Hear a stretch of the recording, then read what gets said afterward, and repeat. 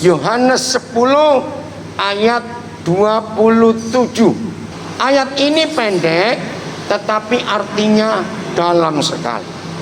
1. Domba-dombaku mendengar siapa? Suara gembala. Nah, saudara perhatikan. Hidup ini, ya saya ulangi, hidup ini sangat ditentukan, diatur, disetir oleh suara orang. Betul atau salah kalimat ini?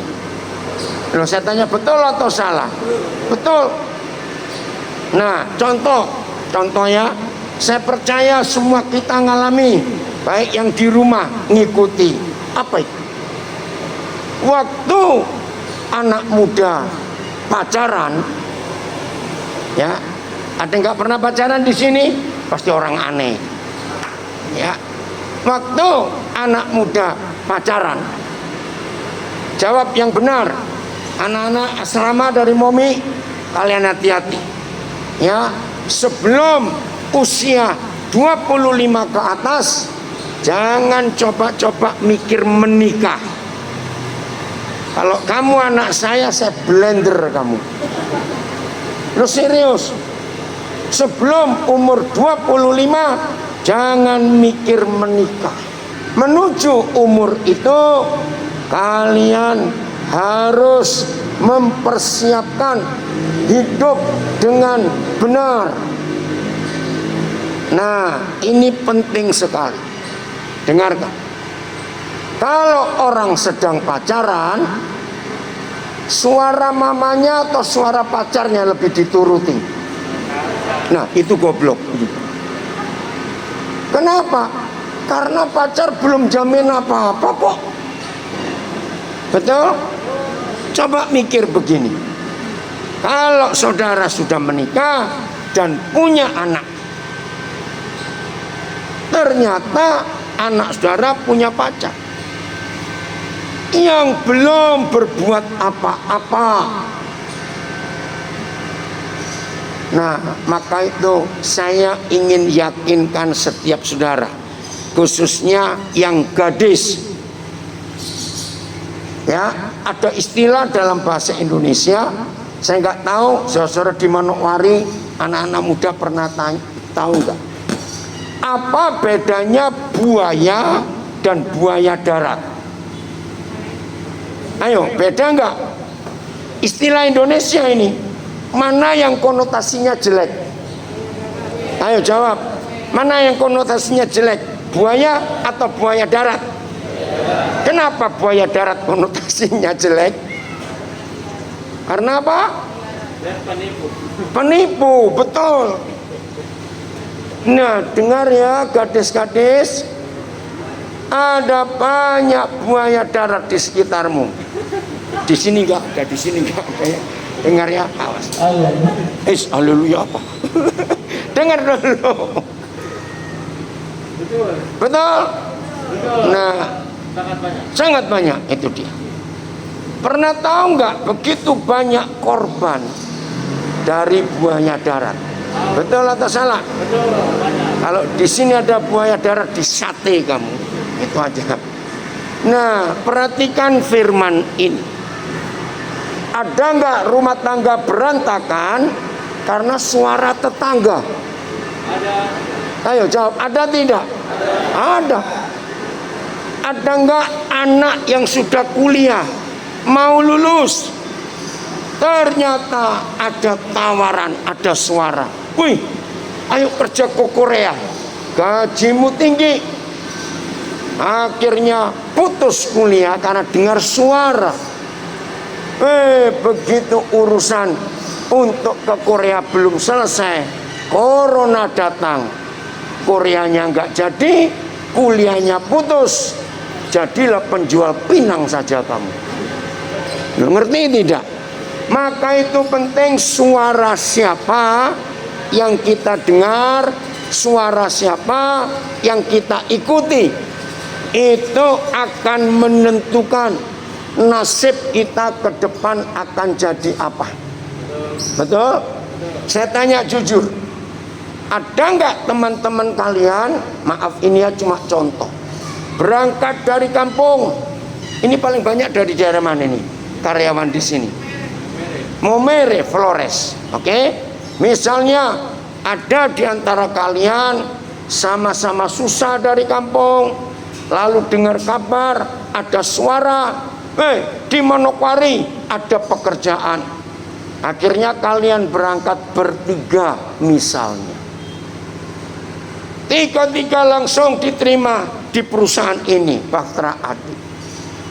Sudah enak bekerja, terus ada tawaran, ada suara dari seseorang untuk kalian bertiga yang dari Momere berangkat.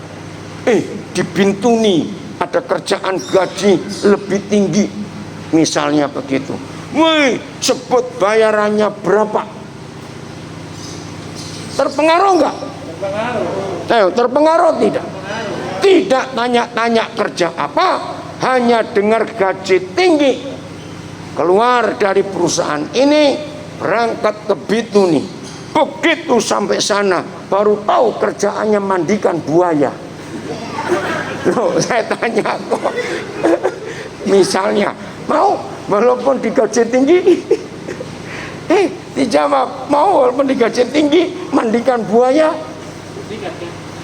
Jawab, ditanya kok mau. Itu Pak Jim tanya pakai sikat atau tidak. Saudara, maka itu penting sekali dalam hidup kita. Suara siapa yang kita dengar. Nah, setiap suara yang kita dengar itu yang kita ikuti. Maka itu kalimat kedua di ayat 27, domba-dombaku mendengar suaraku, lalu apa? Ayo, ini penting. Ayo, kalimat berikut baca Alkitab saudara. Domba-dombaku mendengar suaraku, lalu aku mengenal mereka. Woi, kita dikenal oleh Tuhan. Lalu yang ketiga kalimatnya, nah ini kuncinya. Merekanya di sini siapa?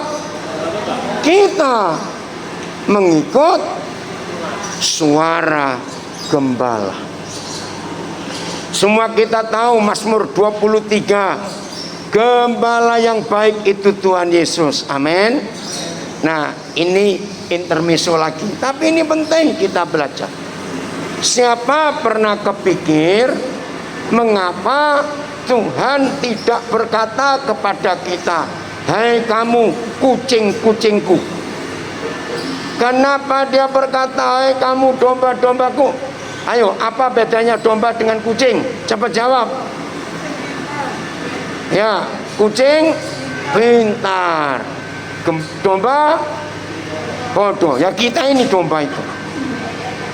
Siapa pernah punya pengalaman jengkel dengan kucing tetangga? Kan ada kepercayaan jangan bunuh kucing katanya. Nah, kucing ini menjengkelkan sekali. Saudara tinggal di daerah Wosi di Manokwari. Terus saudara bawa pergi kucing itu ke Pasir Putih, dibuang ke sana. Percaya sebelum saudara sampai rumah kucing sudah sampai sini duluan. Ngerti nggak maksud itu? Nah, itu kucing. Kalau domba itu bodoh, nggak tahu jalan pulang. Lepaskan dari kandangnya, bawa berjalan kira-kira 20 meter saja. Jangan 20 kilometer, terlalu jauh. 20 meter saja kucing ini, mbak sudah nggak tahu mau pulang kemana. Saudara, ayat ini luar biasa. Domba-dombaku mendengar suaraku. Ini penting sekali. Ingat, 3 hari yang lalu pesawat Sriwijaya hilang. Saudara perhatikan, setiap pesawat yang hilang atau kecelakaan itu penyebab pertamanya selalu sama. Serius. Apa penyebab utamanya yang selalu sama sehingga ada kecelakaan? Putus kontak dengan menara pengawas. Baca semua berita. Saya ulangi lagi, semua kecelakaan pesawat selalu dimulai ketika putus kontak. Suara hilang. Maka itu para pencari langsung menentukan koordinatnya. Sriwijaya Sabtu yang lalu, di titik mana putus kontaknya itu, berarti di situ dia jatuh. Penting sekali, sehebat-hebatnya seorang pilot, sehebat-hebatnya pesawat dengan teknologi yang canggih, pesawat tetap harus komunikasi dengan orang di tower atau menara pengontrolnya. Harus. Nah, percayalah, kalau hidup kita putus hubungan dengan gembala yang baik, hidup ini pasti hancur. Dengarkan ini baik-baik. Siapa saja.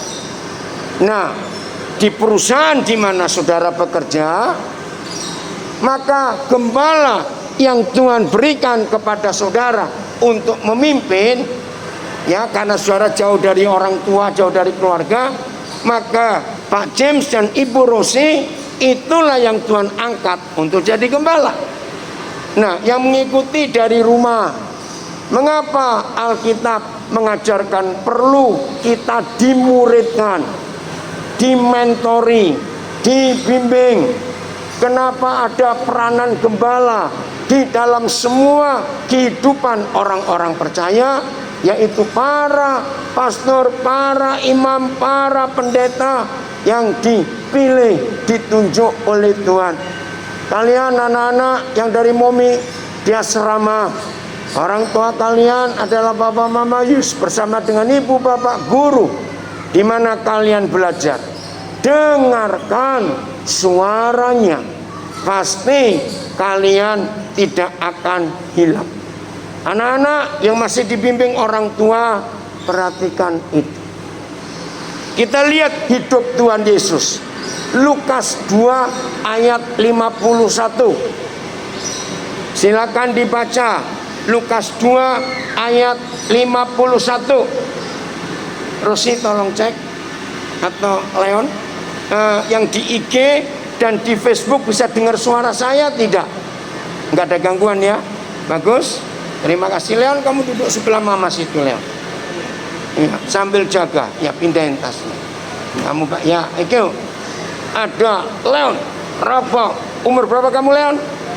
Umur 2, mau 12. Jangan bilang 12, belum dong, 11. Itu yang jadi operatornya. Bisa dengar ya yang di IG dan di Facebook. Ada komen? Baik. Udah, kita baca sama-sama Lukas 2:51. 1, 2, 3.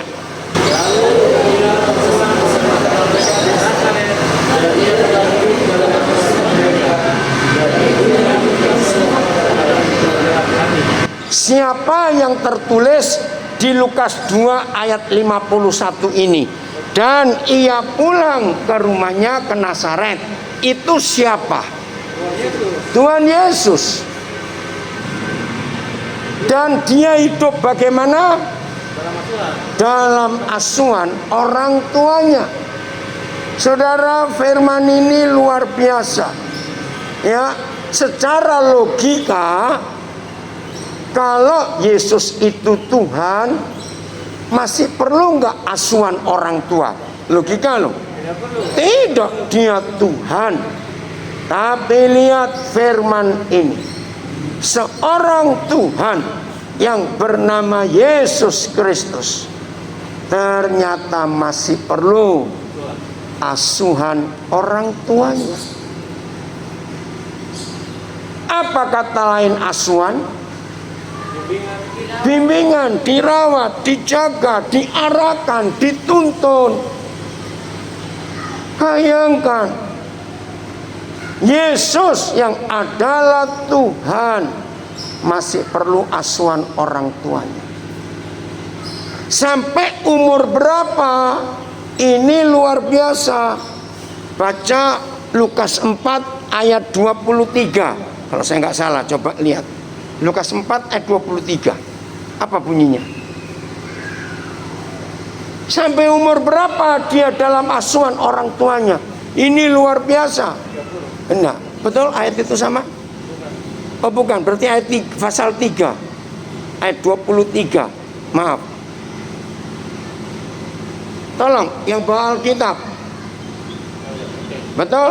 Lukas 3 ayat 23. Ayo, Pak Jim silakan baca pakai mikrofon. Ketika Yesus memulai pekerjaannya, ia berumur kira-kira 30 tahun. Nah, Dan menurut anggapan orang, ia adalah anak Yusuf, anak ini. jadi umur berapa Tuhan Yesus lepas dari asuhan orang tuanya? 30. Jadi kalau tadi saya bilang umur berapa baru mikir menikah? Nah, saudara dapat bonus 5 tahun. Ngerti enggak? Tuhan Yesus hidup dalam asuhan orang tuanya sampai umur 30 tahun. Kenapa? Yahudi. Maka itu penting kita hidup dalam bimbingan gembala. Lagi sekali sangat penting kita hidup dalam bimbingan gembala. Katakan amin. Tidak ada hal yang baik, tidak ada hal yang menyenangkan kalau ada di antara kita yang masih perlu dibimbing, diasuh, dirawat, dijaga oleh gembala, dan orang itu melepaskan diri. Tidak ada hal yang baik terjadi. Dengarkan ini. Ini nggak bilang cuma agama Kristen, tidak, semua orang. Ini penting sekali. Yesaya 48 ayat 18. Yesaya 48 ayat 18. Kata pertama saja dulu. Nah, stop dulu. Sekiranya. Ayo, apa arti kata sekiranya? Memaksa atau tidak? Tidak. Jawab, memaksa atau tidak? Tidak. Saudara, ini yang saya kagum. Siapa yang bicara di ayat itu? Tuhan atau Yesaya? Tuhan. Tuhan saja tidak pernah memaksa. Terserah kita. Sekiranya apa? Lanjut Pak James. Sekiranya engkau memperhatikan perintah-perintahku. Memperhatikan perintah-perintahku. Apa kata lain memperhatikan? Apa? Lihat. Oke, betul, lihat. Tapi bukan itu untuk kalimat ini. Bukan lihat. Apa? Peduli. Apalagi yang lebih gampang? Menyimak. Kurang jelas, terlalu abstrak. Sekiranya engkau memperhatikan perintah-perintahku, apa? Melaksanakan, menurut. Ini hasilnya. Tolong dicatat. Maka itu, setelah kita tahu firman ini, kalau ada orang, teman, sahabat yang saudara kenal ternyata hidupnya kacau, maka orang itu melanggar. Sekiranya engkau memperhatikan perintah-perintahku, hasilnya apa? Pak Jim lanjut. Ada 2 hasilnya, ada 2 akibatnya, ada 2 dampaknya. 1, maka damai sejahteramu akan seperti sungai yang tidak pernah kering. Satu, damai sejahteramu. Oke, apa kata lain damai sejahtera? Apa? Ketenangan. Apalagi? Sukacita. Apalagi? Oh bukan, bahagia ada lain lagi nanti. Damai sejahtera bukan bahagia, beda. Hidup apa? Ada suara? Apa? Damai sejahtera? Bukan bahagia. Bahagia ada lagi lain. Nyaman, hidup nikmat, hidupnya indah, hidupnya enak, rasa ringan. Itu nomor satu. Yang kedua, dan kebahagiaanmu akan terus berlimpah seperti gelombang-gelombang laut yang tidak pernah berhenti. Lihat, cuma jarak berapa meter? Berapa meter ini ke laut situ? Berapa? 30. Masa 30? 50 meter. Ya, jarak 40 meter dari tempat kita duduk sudah laut. Lihat ayat ini, saya kagum. Setenang-tenangnya laut, tetap ada gelombang tidak? Nah, berarti kalau saudara dan saya hidup menuruti, memperhatikan, mengikuti, ya, mentaati perintah-perintah Tuhan, hasilnya ada berapa tadi? Dua. Satu, damai sejahtera seperti sungai, nggak pernah kering. Dua, kebahagiaan kita nggak pernah berhenti seperti gelombang laut.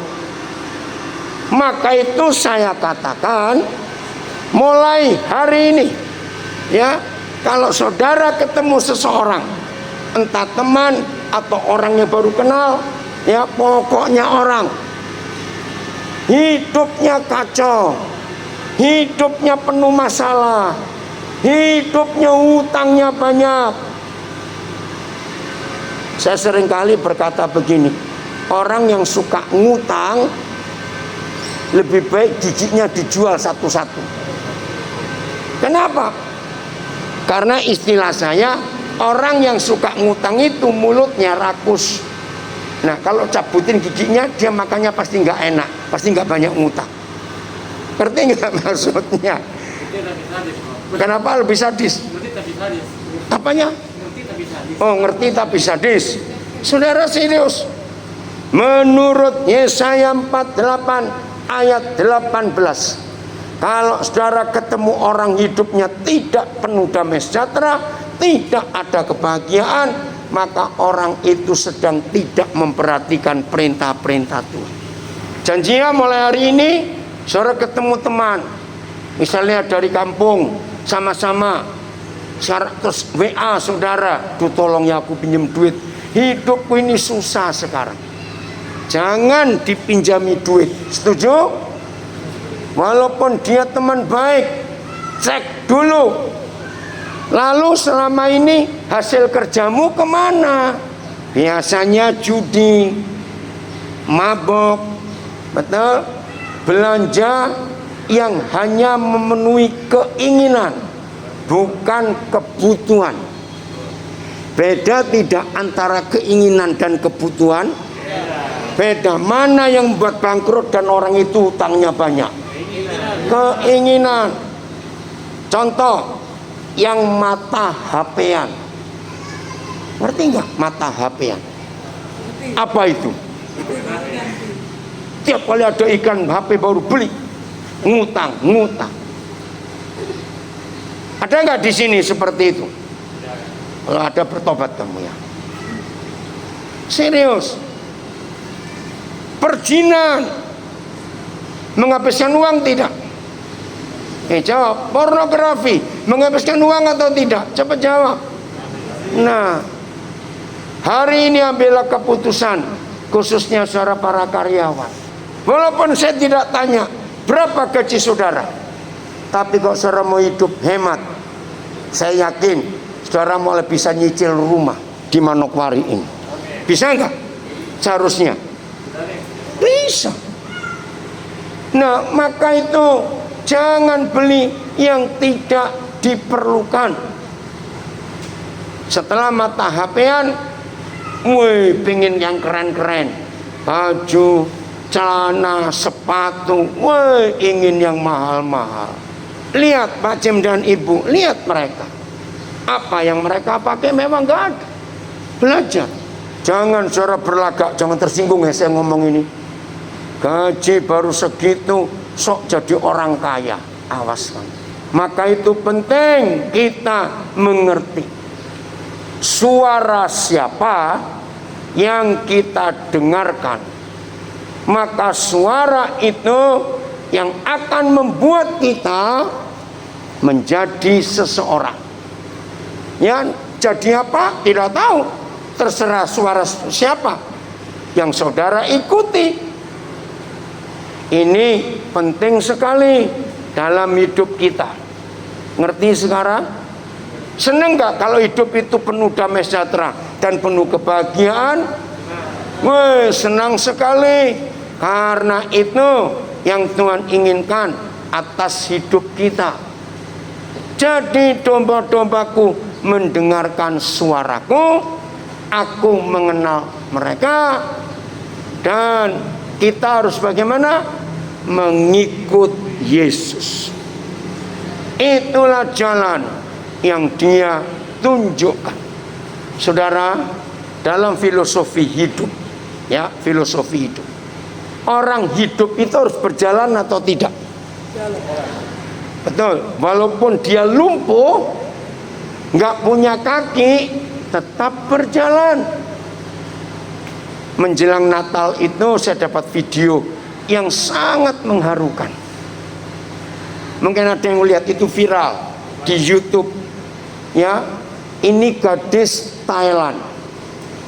Waktu dia lahir, orang tuanya nggak bisa terima karena gadis ini nggak punya kaki, habis sampai di pangkal paha. Lalu masih bayi baru lahir, bayi ini dimasukkan kardus, diletakkan di depan sebuah vihara, karena Thailand itu negara Buddhis. Seorang biksu seperti biasa pagi-pagi dia buka pintu vihara supaya ada umat yang mau sembahyang. Kaget, ada bayi ini. Nah, yang membuat biksu ini kagum, bayi ini senyum, nggak nangis, tidak ada catatan nama dari mana, tidak ada. Nah, karena kepercayaan orang Buddha, kalau bayi dilihat itu senyum, berarti bayi ini percaya orang ini siapa. Akhirnya dia dirawat sampai umur berapa bulan, nggak tahu bagaimana ceritanya. Ada suami istri dari Amerika, orang kulit putih, adopsi dia. Nah, waktu video itu viral sebelum Natal yang lalu, anak ini jadi model. Tahu kata model? Ya, pakaian-pakaian. Saya bingung, nggak punya kaki kok jadi model. Di dalam berita itu sekian jam dia difoto, dia jadi model, langsung gajinya sekian puluh juta rupiahnya dirupiahkan. Cacat, ternyata dia ahli main skateboard. Tahu skateboardnya? Dia jadi model. Bayangkan. Untung dia taat kepada ayah ibu angkatnya. Dia bisa mengampuni orang tua kandungnya yang membuang dia. Ini penting sekali dalam hidup kita. Rita, lagi apa kamu? Ya. Ini penting, saudara, kita mengerti siapa yang memimpin kita dalam hidup ini. Seandainya anak ini diasuh oleh orang yang salah, pasti nggak akan seperti itu hidupnya. Sungguh dalam wawancara itu dia mengatakan, aku sudah mengampuni orang tua kandungku. Ternyata dia berkata, untung aku dibuang. Kalau aku hidup dengan mereka, mungkin gak seperti ini nasibku. Itu luar biasa. Jadi mulai hari ini hiduplah di jalan. Siapa ingat, di dunia ini hanya ada satu pribadi yang pernah berkata, akulah jalan. Siapa dia? Yesus. Tidak ada pribadi lain di dunia yang berkata, akulah jalan. Berarti di dunia ini jalan ada berapa? Satu. Karena nggak ada orang yang lagi yang pernah berkata, akulah jalan. Berarti kalau kita ingin hidup di jalan, kita harus ikut siapa? Ikut jalan. Ya, apa yang terjadi kalau ada manusia hidup tapi tidak jalan di jalan? Tidak berjalan di jalan.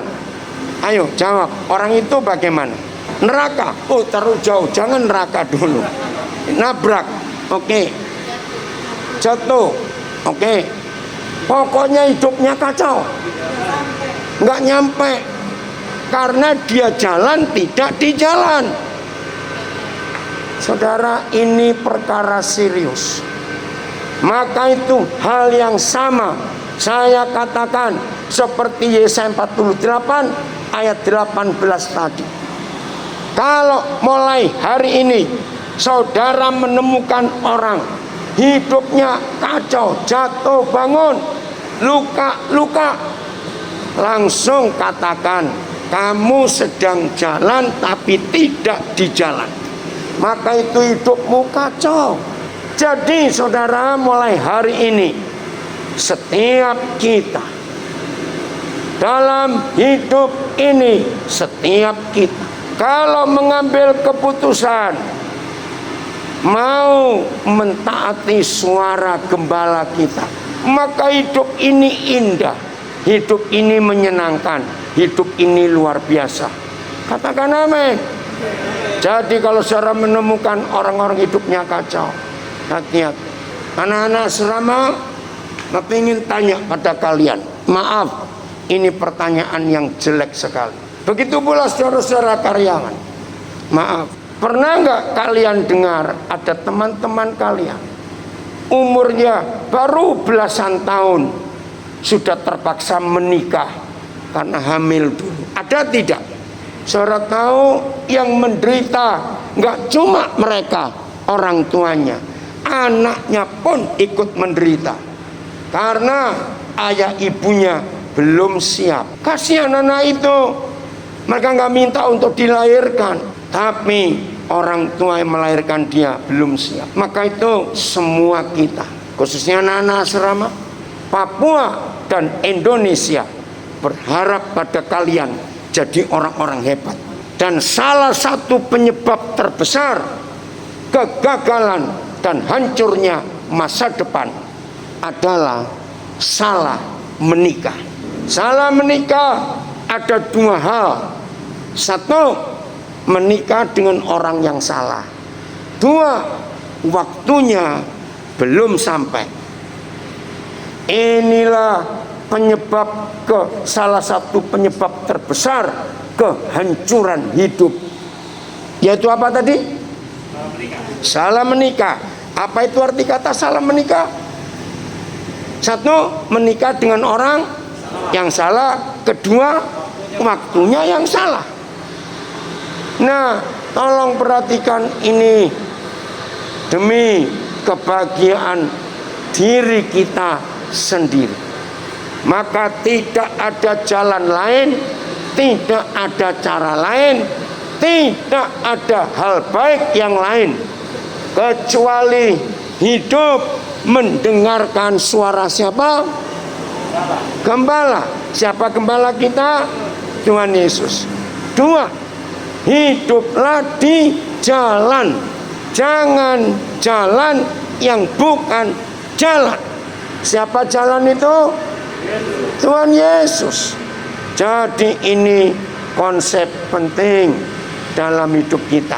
Maka percayalah, kalau saudara dan saya dan kita semua yang ikuti di rumah juga mulai hari ini mengambil keputusan untuk hidup mendengar suara gembala, untuk hidup mentaati pimpinan Yesus Tuhan lewat firman-Nya dan jalan di jalan.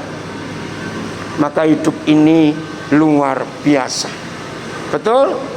Jadi kalau ketemu ada teman-teman, ada kenalan saudara yang hidupnya kacau, kita harus bilang apa kepada mereka? Nasihati, kamu salah jalan, ikuti. Jelas ya, ini penting sekali dalam hidup kita. Taati jalan di jalan yang benar, maka hidup ini luar biasa. Lakukan firman Tuhan, ikuti petunjuknya, maka kebahagiaan dan damai sejahtera nggak habis-habis dalam hidup kita. Masa depan pasti indah. Begitu pula suami istri yang hidup tidak taat kepada Tuhan, hari ini harus menuruti perintah Tuhan. Tuhan memberkati kita semuanya. Tepuk tangan buat dirimu sendiri yang mau mendengarkan firman Tuhan.